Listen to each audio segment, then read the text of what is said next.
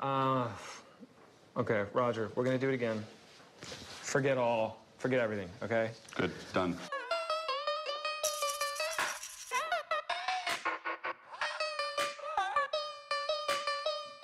The electronic telegraph began its life in different parts of Europe and North America. It originally emerged without clear uses, social demand, or a system of organization. Its ascent to media dominance in the 1800s was due in part to the growing railroad networks, but also relied heavily on the state, stock markets, and the press. The need to communicate faster than the transportation of messages via railroad or boats was finally resolved in 1837. Samuel Morse effectively patented the first electronic telegraph for instantaneous communication. It finally separated transportation and communication, breaking down all barriers of time and space by reducing the time between information being produced to its reception. The sender inputs their message using Morse code on one end, transporting it across transcontinental wires, while the receiver automatically records the transmission on the other end. In 1843, the U.S. government paid to string wires 35 miles from Washington to Baltimore, and within a few years, the first telegraph line had spread a system stretching across the United States. The ties between the press and the telegraph were clear.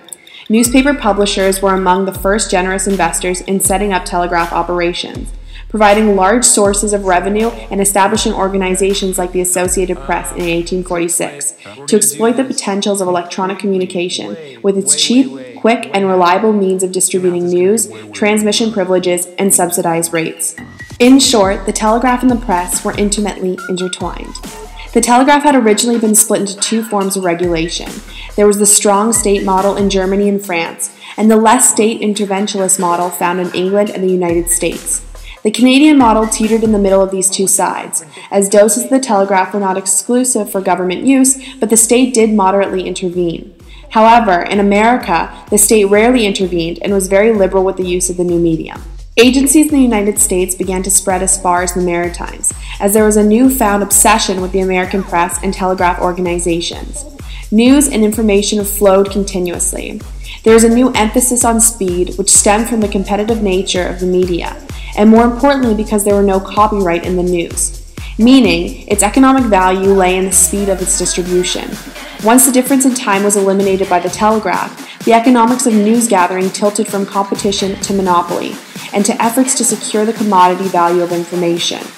Strategic rivalry was already leading smaller independent networks into more tightly knit organizations. The telegraph network unified the United States across all major cities. However, the next step aimed at breaking the continental isolation between Europe and North America. On August 5, 1858, a successful wire connection was laid across the Atlantic Ocean. Using undersea cables to connect Newfoundland to Ireland, it was during this time that Samuel Morse sent the first transatlantic message, "What hath God wrought?"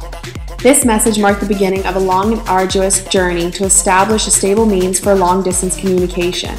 It wasn't until 1866 that a reliable connection was made. This marked the beginning of instantaneous communication between Europe and the United States, which continues today.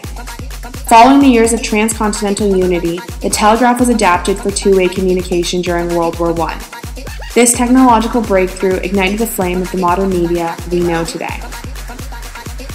The intimate connections between the telegraph, press, and the information services also affected the development of laws that came to govern the telegraph and media today. Whereas the courts had initially viewed the telegraph in comparison to the railway as a common carriage, courts gradually adopted the views that telegraph companies cannot be treated as a coextension of the common carrier.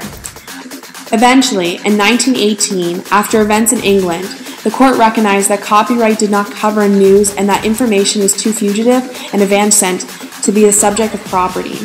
However, seeking to obtain a practical solution to entertainment piracy, the court created a new category of property rights rooted in the commercial value of things as opposed to the nature of things.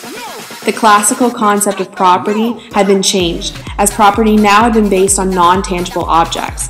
This is referred to as de-physicalization of property, defined as a process that created a new expanse of property rights in intangible things like trademarks, goodwill, and news.